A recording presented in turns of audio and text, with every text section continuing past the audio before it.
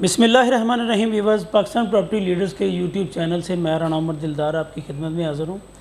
और आज मेरे साथ बड़े ही बहरिया टाउन कराची के most prominent personality Rana Adnan Mudassir साहब मौजूद हैं। कैसे हैं अदनान भाई? ठीक ठाक? अल्हम्दुलिल्लाह। उमर भाई आप कैसे हैं? अल्हम्दुलिल्लाह, आपकी दुआएं हैं जी। आज का मेरा टॉपिक अदनान भाई ये है कि बहरिया टाउन के जो मुतासरीन हैं उनसे क्या मुराद है, हमारे व्यूवर्स को ज़रा डिफ़ाइन कर दें आप। अच्छा उमर भाई, सबसे पहले मैं बताता चलूँ कि जो बहरिया टाउन के मुतासरीन या इफेक्टिव जिसे कहा जाता जी है, जी। इसमें वो लोग हैं जिन लोगों ने बहरिया टाउन पे ट्रस्ट करते हुए बहरिया टाउन के अंदर बुकिंग करवाई थी।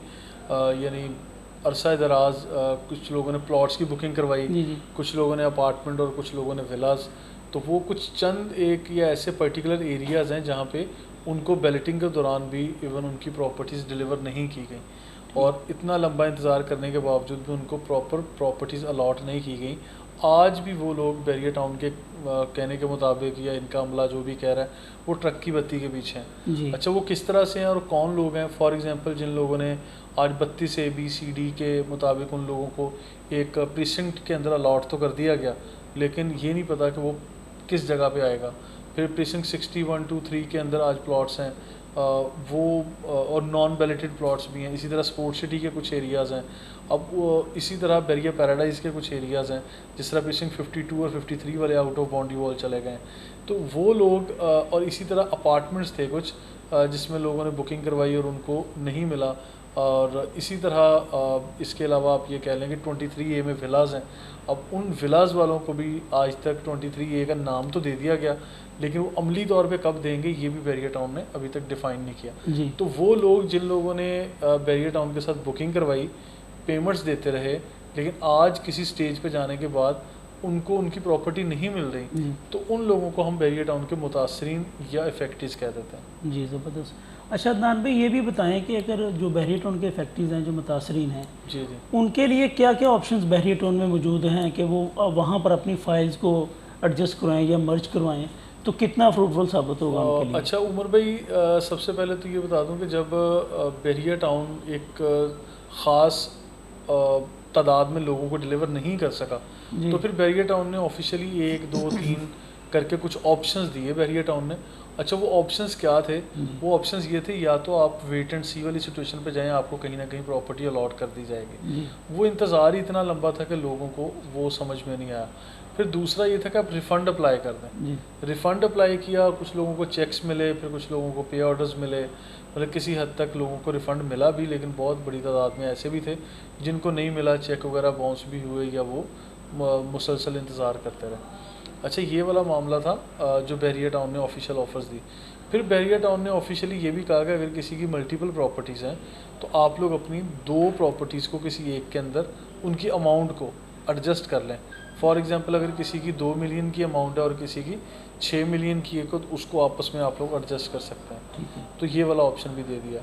और इसके अलावा फिर time to time Bahria Town मुख्तलिफ ऑप्शंस भी देता रहा कि आप लोग कोई फ़लाँ प्रोजेक्ट्स हैं उसके अंदर एडजस्ट करवा लें।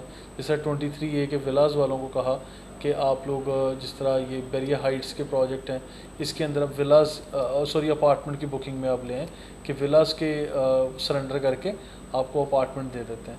तो वो लोगों ने, जिन लोगों ने ऑप्शन अवेल की, मैं समझता हूँ वो भी ठीक है।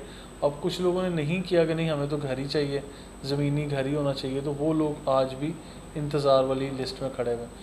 इसके अलावा प्राइवेट बिल्डर जो बहरिया टाउन में काम कर रहे हैं, अच्छा, उन प्राइवेट बिल्डर्स ने जब अपनी बिल्डिंग्स बनाना शुरू की, जिसमें अपार्टमेंट थे, जिसमें शॉप्स थी, ऑफिस थे, कमर्शियल शोरूम्स थे, इन लोगों ने आप लोगों को ऑफ़र किया कि जो लोग मुतासिर हैं वो अपनी फ़ाइल्स या अपनी प्रॉपर्टी के अगेंस्ट जितनी भी अमाउंट पे कर चुके हैं, उस अमाउंट को हमारे इस प्रोजेक्ट के अंदर एडजस्ट करवा लें। ठीक। अच्छा, उसमें क्या था? उसमें यहाँ पे for example Abul Qasim real estate and builders की मैं प्रोजेक्ट का हमेशा से तारीफ़ करता हूँ कि उनके जब प्रोजेक्ट बने आज से 2 साल 3 साल पहले, मैंने PPL से ही जब लोगों को वहाँ मशवरा दे के एडजस्ट करवाया, तो मेरा ख्याल है कि वो बड़ा फ्रूटफुल साबित हुआ। बड़ी रिज़ल्ट ओरिएंटेड किस्म की एडजस्टमेंट थी वो। वहाँ मर्जिंग करवाई, एडजस्टमेंट करवाई कि अपनी अमाउंट को वहाँ एडजस्ट करवा लें, रेस्ट ऑफ अमाउंट जो रह जाएगी वो आप इंस्टॉलमेंट में पे करते चले जाएँ। ठीक। आज उन लोगों को उनके ऑफिस की कीज़ मिल चुकी हैं। उनके शोरूम्स की कीज़ मिल चुकी हैं, वो लोग रेंट भी इंजॉय कर रहे हैं, या जब प्राइस अप्रिशिएट हुई है तो वो लोग उसको आगे सेल भी कर सकते हैं। जी तो ये सारी ऑप्शंस मौजूद थी। तो ये बेसिकली इस तरह से मार्केट में, ये मैंने एक बिल्डर की एग्जांपल थी, इस तरह बीसियों लोग ऐसे ऑफ़र कर रहे हैं। तो आज भी जो लोग रह गए हैं, अगर वो लोग किसी ना किसी जगह एडजस्ट करवाना चाहते हैं तो ऐसी मेरा ख्याल है मार्केट में 1 2 3 ऑप्शंस मिल ही जाएंगे।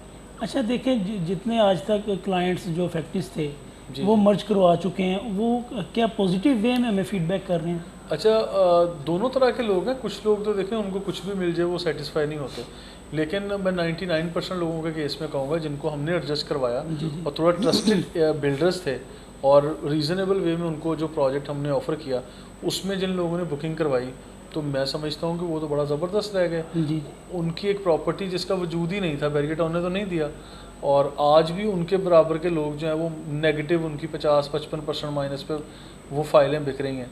ठीक है, तो वो इतना बड़ा लॉस है तो कोई भी बर्दाश्त नहीं करता।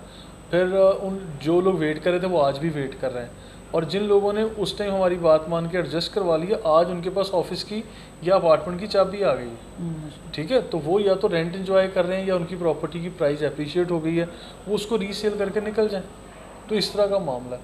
तो इनफैक्ट ये चीज़ थोड़ी टेक्निकली लोगों को समझनी पड़ेगी कि हम किस तरह से इस झंझट से या इस प्रॉब्लम से हम बाहर आ सकते हैं। जी। ठीक है, तो जब तक ये चीज़ समझेंगे नहीं हम लोग, मेरा ख्याल है कि उसको क्लियर भी नहीं कर सकेंगे। तो मेरे ख्याल में तो देखें ना, ये सबसे पॉजिटिव वे है कि अगर आप अपनी प्रॉपर्टी को किसी भी कमर्शियल में एडजस्ट करवाते हैं। जी।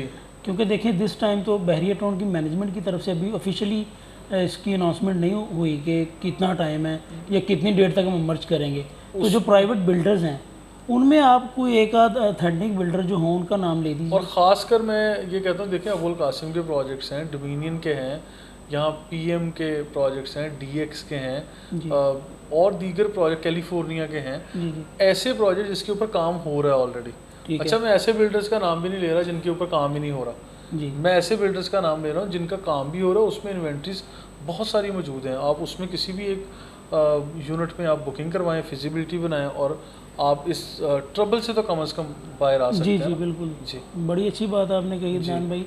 और ये भी हमारे व्यूवर्स को बता दें कि इन फ्यूचर अगर आज की डेट में कोई बंदा मर्जिंग करवाने के लिए हमारे पास आता है, कोई भी कस्टमर, तो उसके लिए कितना फ्रूटफुल साबित होगा।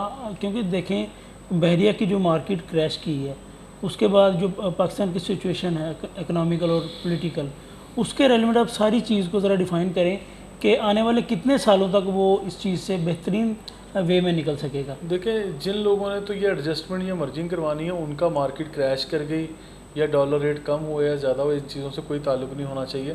क्योंकि मार्केट अगर क्रैश कर भी गई तो ये पर्टिकुलर लोग ऐसे प्रोजेक्ट में एडजस्ट करवाने के लिए आ रहे हैं या हम ऑफ़र कर रहे हैं जिन प्रोजेक्ट्स के ऊपर काम हो रहा है ऑलरेडी। जी। ठीक है, ऐसे नहीं है जिसके ऊपर काम नहीं हो रहा। मैं तो एक ऐसी जगह पे उनको रिकमेंड कर रहा हूँ या ऑफ़र कर रहा हूँ जिसके ऊपर काम हो रहा है ऑलरेडी, और उनकी वो चीज़ें रेट रिवाइज करके अप्रिशिएट होके वो बड़े आराम से वो चीज़ें सेल की तरफ आ जाती हैं। यानी कि यहाँ पे आपने ये पॉइंट रेज कर दिया व्यूवर्स के लिए कि अगर वो आज की प्राइस रेंज में वो करते हैं उसको मर्ज, तो आने वाले वक्त में उनको कोई नुकसान नहीं होगा। जी। क्योंकि मल्टीपल वीडियोस में आप बोलते हैं कि जो कमर्शियल के प्रोजेक्ट हैं उनमें तो अल्हम्दुलिल्लाह 20 से 25 साल आने वाले जो हैं वो मोस्ट इम्पोर्टेंट हैं। देखिए, मैं कहता हूँ कि आने वाले 20-25 साल तो बहुत हैं, अभी 2-4 सालों में ही रेट जो है वो इंक्रीज़ होते जा रहे हैं। जी। ठीक है, अब 2-3 साल पहले के रेट उठा के देख लें और आज के रेट देख लें, आइंदा 2-3 साल के देख लें। आप अगर बहुत लंबा टाइम स्पेन हम नहीं भी बताते तो इसके अंदर बड़ा ज़बरदस्त प्राइस चल रही है। जी, नो डाउट। देखें, एप्रिसिएशन मिलती है। जी व्यूवर्स, देखा आपने अदनान भाई का आपने पर्सनल सुपर ओपिनियन जाना। तो अगर आप किसी भी फ़ाइल को एडजस्ट करवाना चाहते हैं या मर्ज करवाना चाहते हैं तो दिए गए नंबर्स पर आप रब्ता करके 24/7 हमारी सर्विसेज इंशाल्लाह आपके लिए हाजिर हैं। अपना बहुत सारा ख्याल रखिएगा, दुआओं में याद रखिएगा। अस्सलाम वालेकुम। Thank you. अल्लाह हाफ़िज़।